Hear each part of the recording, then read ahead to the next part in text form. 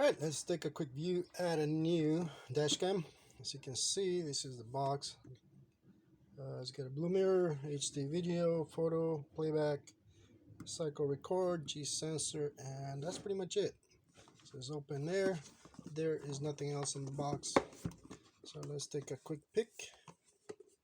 See what we got here. Really well packed. Let's take out the mirror. So there you go. This is the bottom. So we have two microphones on there. The camera is built into this one. Let's see, this is the SD card, GPS, audio video, USB port. But one thing I want to do before anything is let's take a look at the actual length of this. So the length is actually 11.25 inches about. Okay, so from here, if I do diagonal, that's still 11.5 inches, so it's not quite 12 inches, even though they say it is 12. I think it said 11 something, I forget. But anyway, so that's what that looks like. And the reason I got this particular model is because the main camera is attached to the mirror itself. So there's another version or several versions that have the this camera completely separate. The reason I chose or opted for this one is because on the other one, it's been working fine, and I found that this, having it on the mirror itself, keeps it away from direct sunlight under the mirror, so it tends to heat up less in that sense, number one. Number two, it's one less item that you have to attach to the windshield. Not only that, but as we found out here in California lately, it's been so hot that even the stuff that I had stuck on the windshield started to melt and it was just falling off. So that's another reason why I prefer this particular model, just for that. For this one camera to be on.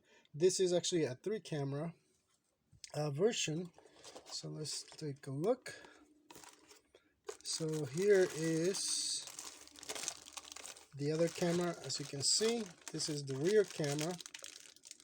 Just like, well, let's take it out. So it's like the others that you've seen, very similar. And that's just the wiring. Here, let me take it out. Now, one of the things I noticed, a lot of these wirings are not standard. Let me see here. Okay, this one is the small 4-pin. Sometimes they have a 5-pin and they're a lot bigger. So this one is, I think, one of the more common ones, which is good because then it's easier to put in through holes whatever you need to install it, when you need to install it. Now let's take a look at the other box. What do you call it? Not box, but bag here. So you get some tape. I got the plug for the camera, I guess, onto the mirror. So I'll put that there, and this is the, well, that is a plug that goes on here. And this is the other camera, which normally they say right or left or whatever, but you can stick this on the windshield and use it as an inside camera. It is a flat cable, but it is long enough so you can use it on the mirror, or if you want, or inside the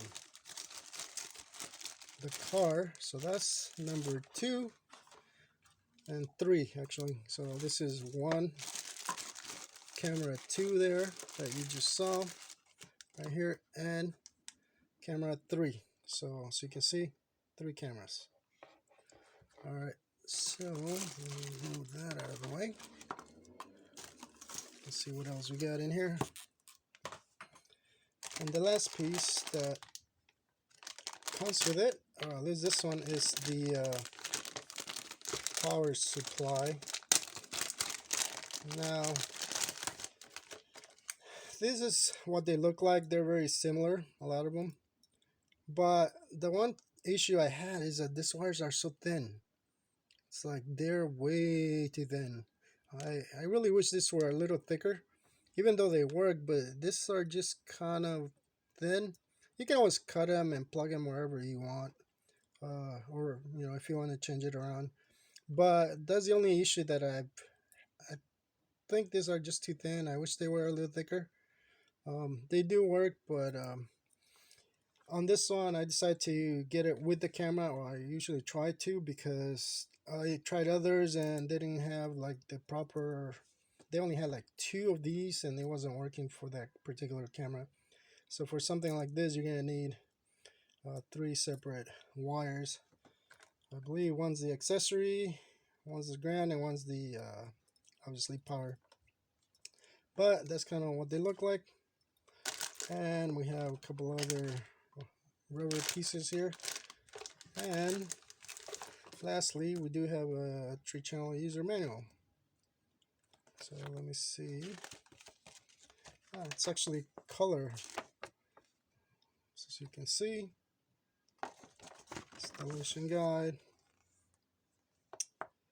Now, a couple of things I should mention on this camera, and why I got it is because this camera actually has Wi-Fi on it.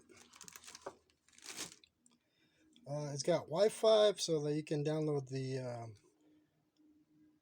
videos a lot easier than having to take out the card all the time, so I can do that. It's got the integrated camera on here. There are versions that have all 3 cameras separate, so you don't have to worry about it, but because it's longer, it usually works fine. And let me see, the other one slides out. On the previous one that I got on the other card that I've been testing, that one tends to slide out. This one, that one's a 10 inches, I think. This one's a little longer, so we'll see how this fits. If it doesn't get in the way of the mirror. I don't think it will, but we'll see. So I wanted to test another one of these out just to see how that works out. And also on this side, you can always put a double-sided tape if you want to really stick it onto the mirror once you have it all working out and connect it so that it doesn't shake too much or move. The other one doesn't shake, actually. It's fine. But sometimes it moves a little bit, but it's not too bad. So this one is pretty hefty. It does say GPS, but there's no GPS in here, so I'm not sure what's going on there. So I'll have to look into that and see how that works. But overall, it looks pretty nice. It's got 2 speakers and 2 microphones, like I said.